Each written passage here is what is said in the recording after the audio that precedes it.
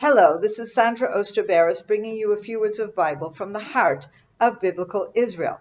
This week's Torah portion is Haazinu, and it's the very first word of chapter 32. Listen, okay? And most of it is actually a poem, a very long and beautiful poem that Moses, it's just this one chapter 32 that is the Torah portion. And it is part of Moses' final words to the nation just before he dies. But rather than being in prose, this one chapter is poetry. And it basically reviews history a bit and looks forward to the future, giving some insights and warnings to the nation about what they can expect and how they need to behave. Very much similar to all the messages that Moses is conveying to the nation throughout the book of Deuteronomy. I would like to just focus on a few verses 7, 8, and 9.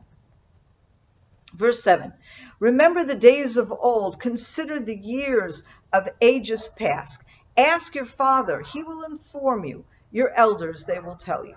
Here, it's basically what Moses is about to do is give them a quick review of our history, okay?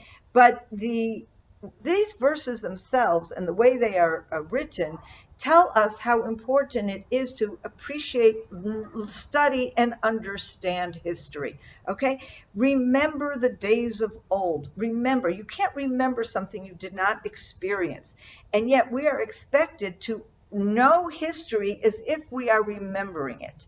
Okay? Which means that there is an obligation for us to experience, to learn, to study, to understand our history and make it our own.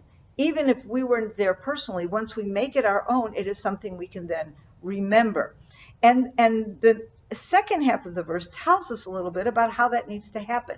Ask your father, ask your elders, okay?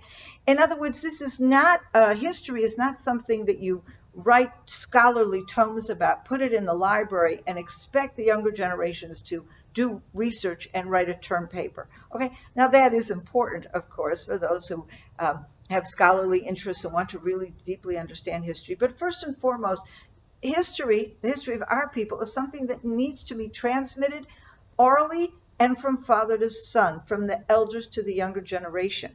Okay, and this becomes something that is so important to us as a nation, because if we don't continue to tell our history, there will be a problem with us staying together as a nation, and certainly a problem with us continuing in our faith, because our faith is based on that covenant that we entered in with God thousands of years ago.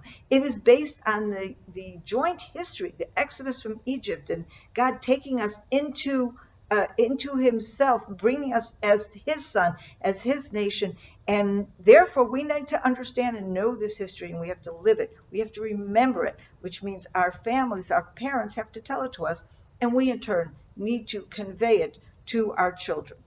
Then verse 8 starts the story of the history. When the Most High gave nations their homes, their territories, and set the divisions between the sons of man, he fixed the boundaries of nations according to the number of the children of Israel. And this is a verse that I love to refer to when I'm explaining how far back the connection of the land of Israel is with the Jewish people. And here God tells us that it was a long time ago when he separated the sons of Adam. When did he separate the sons of Adam? After the Tower of Babel. At that point, God said, okay, these people, they all speak one language. They do trouble. Okay, I want to stop this trouble. And what does he do? He separates them into many nations by separating their languages and making it impossible for them to communicate with one another. Okay, and so that is when it happened. That is when God separated the sons of Adam into different nations. At that point in time, this scripture tells us, he set the boundaries of nations according to the numbers of the children of Israel. In other words, first he set aside a piece of land that would be the appropriate land based on the needs of the children of Israel in the future. Okay, there is no children of Israel at this point. There's nothing. There's just the Tower of Babel. There's no Abraham yet. Okay, so there's no children of Israel. And yet, even all the way then, Before there was a children of Israel, God already took this land, set it aside for the children of Israel, and only after that set the boundaries of the rest of the nations. Something very good to keep in mind when you hear all these people saying, oh, the Jews, they came into a land that is not their own and they took it away from other nations. On the contrary, the only reason the other nations have that land, their lands, is because first God set aside this land, the land of Israel, for the nation of Israel.